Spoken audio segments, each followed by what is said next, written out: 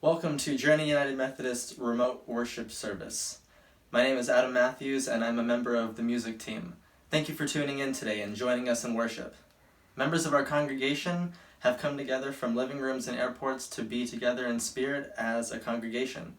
As you view this video in your home, on your phone, in your car, or wherever you might be today, we invite you to speak the prayers out loud with us and sing praises to God right where you are.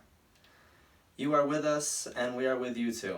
Later today, take some time to visit our church website and Facebook page. Here you can stay up to date with the events and even give your offerings online. Let's open today in prayer.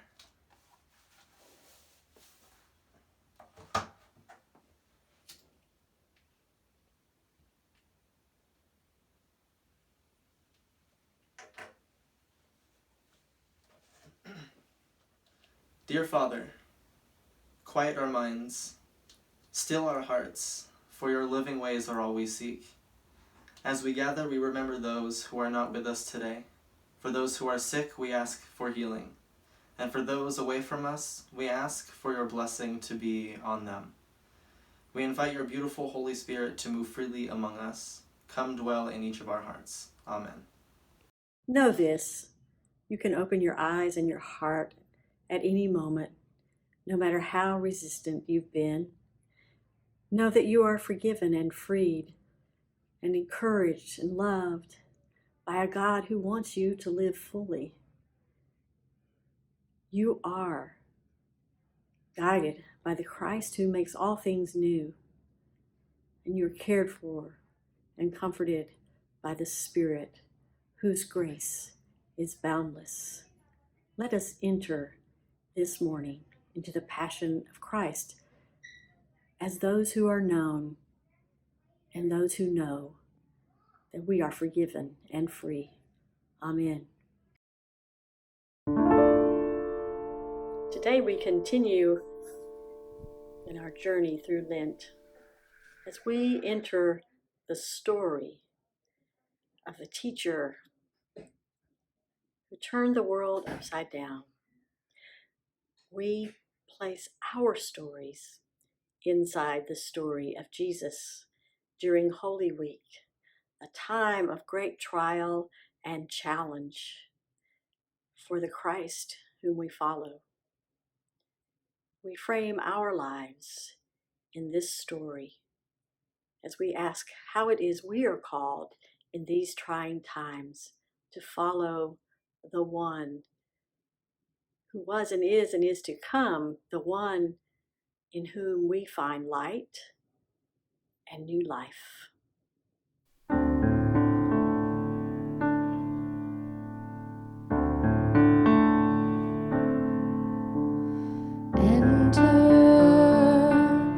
Enter the story,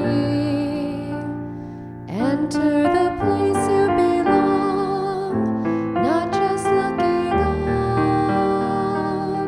for this is your story, enter the story.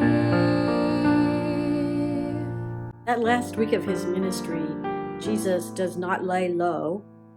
Instead, he puts himself out there, susceptible to those who want to trap him, those who want to twist his words, get him to say something damning.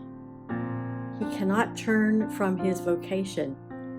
He is not only a master teacher, but also a prophet, a voice of the divine.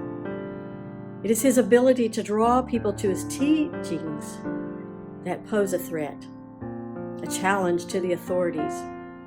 We place ourselves in the crowd this week to be moved and motivated by Jesus for our lives, to get a faithful perspective. What would we have seen, heard, and felt? What do we do now?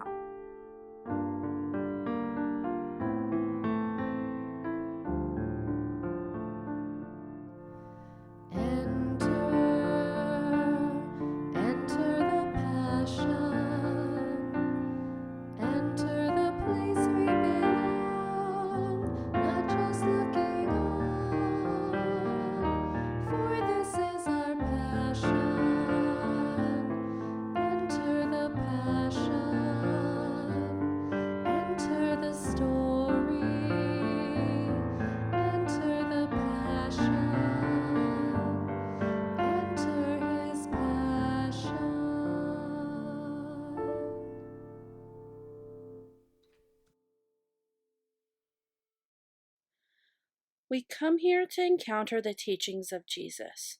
Many wanted to destroy him for these teachings. And sometimes we too find that his words challenge us, calling us to be more than we think we can be or do. Forgive us, O God. Let us be shaped into new people, made into the mold of justice, not the stamp of Caesar's coin. You entered our story through Jesus. Now help us to enter fully into the story of your kingdom on earth as it is in heaven. Amen.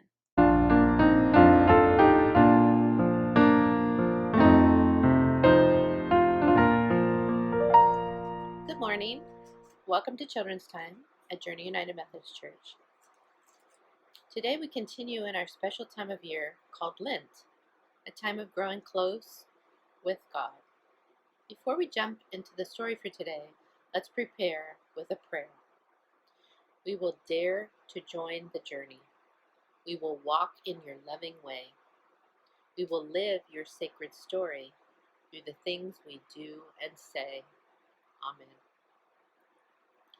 In today's story, some legal experts were trying to trick Jesus. Let's enter the story together. The legal experts and chief priests were watching Jesus very closely, and they sent spies who pretended to be sincere to watch him. They wanted to trap Jesus with his words so that he would get into trouble and they could hand him over to the authority of the governor. So they asked him, "Teacher, we know you are correct in what you say and teach. You don't show favoritism, but teach God's way as it really is. Does the law allow people to pay taxes to Caesar or not?" Since Jesus knew they were trying to trick him, he said, "Show me a coin." "Whose image and inscription does it have on it?" "Caesar's," they replied. Jesus said to them, "Give to Caesar what belongs to Caesar, and to God what belongs to God." They couldn't trap him with his words in front of the people. Astonished by Jesus' answer, they were speechless. Jesus was the kindest and most loving person who ever lived, yet people were still trying to catch him saying something he shouldn't. There are always going to be those who are more interested in catching us making mistakes than they are in the good they could do. We can try to keep from ever doing anything, but that's not really living into God's great story. Or we can follow Jesus' example by living our lives the best we can, no matter what others might say. I would like each of you to think silently about this for a moment. What is something you really care about doing, but you worry others might just point out all the ways you can do it wrong? It's really something to think about, isn't it? Now let's all take a deep cleansing breath through our nose and let it out through our mouth, and close in a prayer. Loving God, give us the courage to live our best lives out loud so that we are truly living your story. Amen. Thank you for joining me today. Today's scripture is from Mark 12. Being tested was nothing new for Jesus. During his ministry, he was faced time and again with situations in which he was asked to defend his teaching against the way we've always done it. Indeed, his entire ministry was preceded by temptation. But just after John baptized him, he was led into a wilderness journey and was tempted to use his status as God's son for ends not becoming of a humble servant. No wonder Jesus could recognize deceit in the Pharisees as spies and the Herodians' questions in Jerusalem that last week. Hear the story of how they tried to trap him in this story. I'll be reading from Mark's version. One of the scribes came near and heard them disputing with one another. And seeing that he answered them well, he asked him, "Which commandment is the first of all?" Jesus answered, "The first is, Hear, O Israel, the Lord of our God, the Lord is one. You shall love the Lord your God with all your heart, and with all your soul, and with all your mind, and with all your strength. The second is this: you shall love your neighbor as yourself. There is no other commandment greater than these. Then the scribe said to him, You are right, teacher. You have truly said that he is one, and beside him there is no other. And to love him with all the heart, and with all the understanding, and with all the strength, and to love one's neighbor as oneself. This is much more important than all whole burnt offerings and sacrifices. When Jesus saw that he answered wisely, he said to him, You are not far from the kingdom of God. After that, no one dared to ask him any question.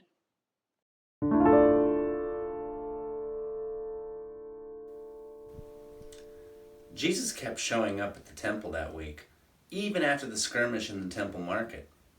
You'd think he would back off, lay low, stay out of the way. His name was on the watch list for sure. Had been for some time. I hear that even when he was born, he was perceived as a threat. That's what I hear. Before my time, though. My allegiance is to Herod, and I've been placed here to help oversee the Jews this week. This Passover party here in this city makes me so nervous. The place is packed. We were instructed to see if we could get this Jesus guy to say something that would prove he means harm to the state, that he will encourage people to disobey the Roman laws, or that he will create a rebellion that will get ugly. So we were instructed to catch this guy saying something we could charge him with. They teamed us up with some Pharisees, Jewish priests that oversee the rules for their own people. These particular priests are no more than spies, I would say.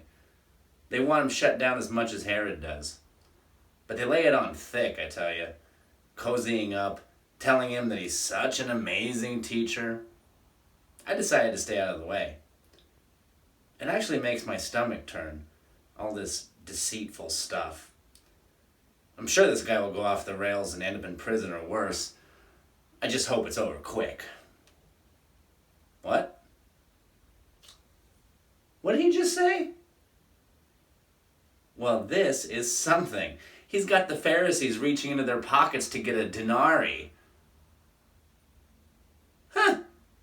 Well, I'll be. This guy's good. Nothing wrong with that answer. They won't be able to get him today. Actually, I'd have to say I'm curious. There's something about him. I wouldn't mind hearing more. Perhaps I'll volunteer to keep an eye on him. Although what I really want to do is just be around him and hear what else he has to say. There's something about him.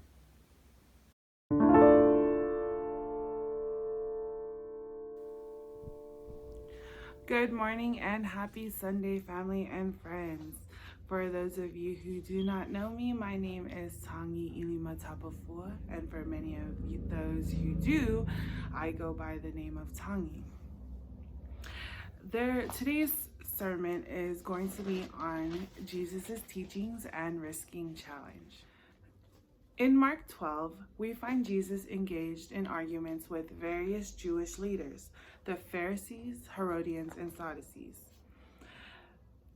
In verse 13 to 17, the Pharisees and Herodians questioned Jesus on if it was right to pay taxes to Caesar or not.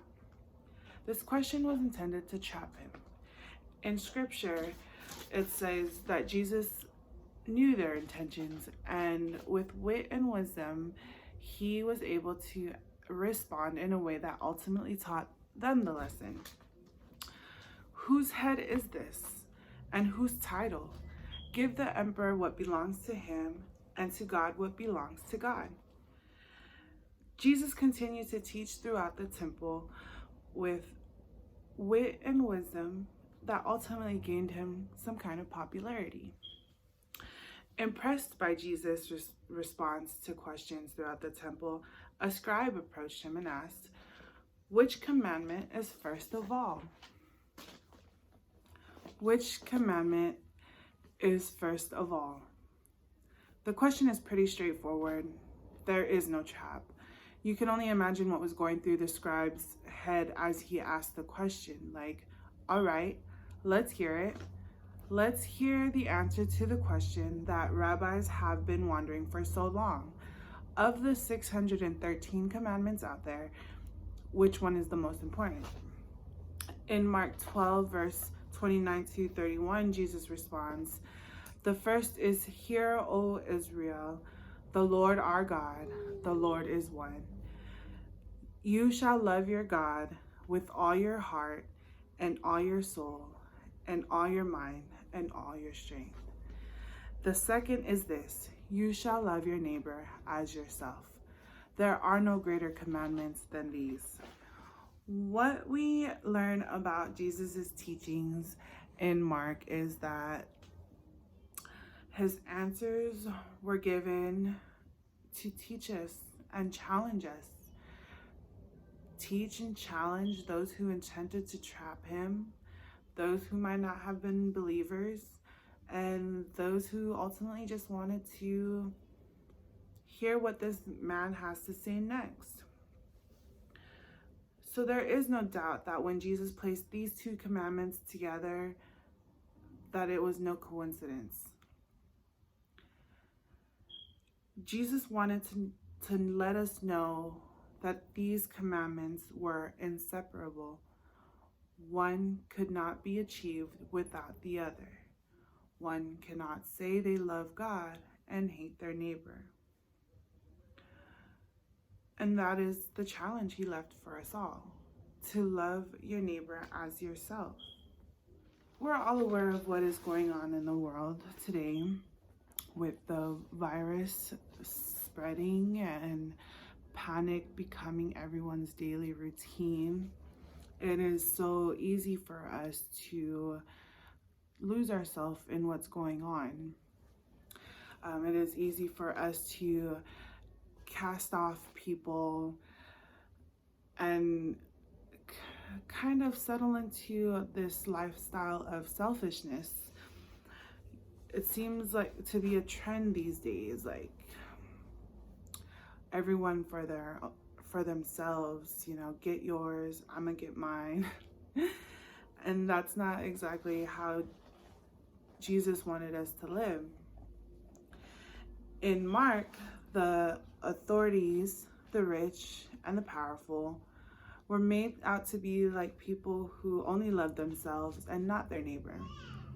They interpreted the laws for their own benefits. The rich loved to accumulate wealth and refused to share with those in need.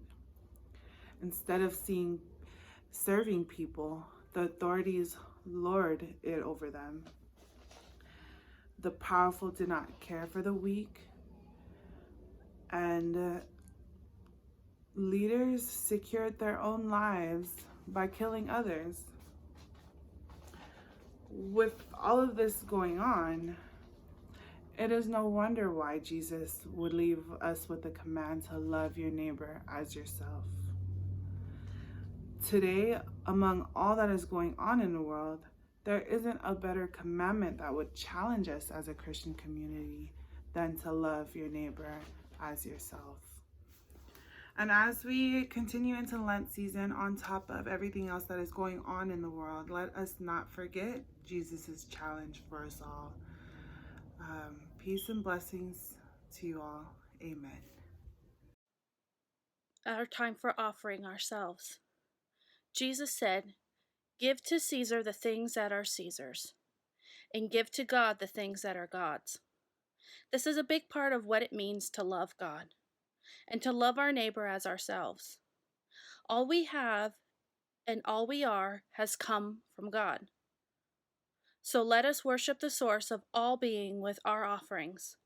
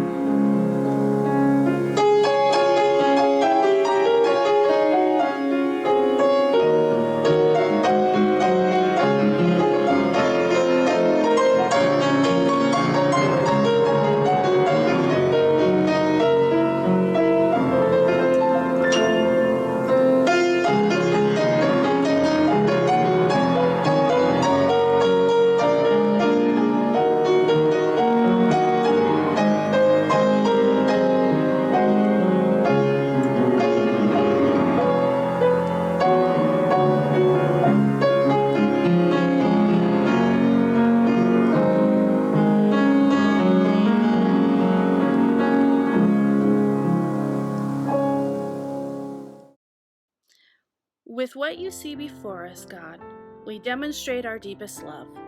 Receive our gifts, our very best, as sweet offerings before you.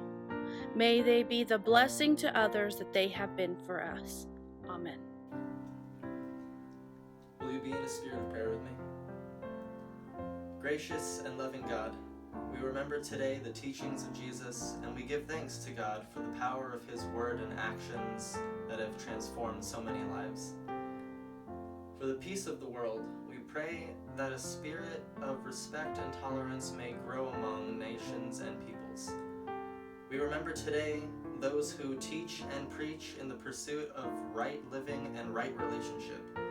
We ask your wisdom and patience for those whose parent and those who are caregivers.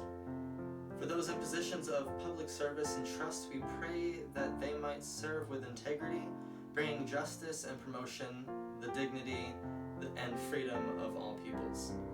We remember those people in our lives that need our advocacy, presence, and prayers. We lift up the places in the world where there is need of healing, resources for living, and peace. For our loved ones are so near and dear, neighbors and friends, and for ourselves, we pray the prayer that Jesus taught his disciples. Our Father who art in heaven, hallowed be thy name.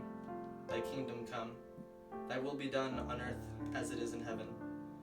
Give us this day our daily bread, and forgive us our trespasses, as we forgive those who trespass against us. And lead us not into temptation, but deliver us from evil. For thine is the kingdom, and the power, and the glory forever. Amen. Now receive this blessing. The Lord bless you and keep you. The Lord make his face to shine upon you and be gracious unto you. The Lord lift up his countenance upon you and give you peace. Amen.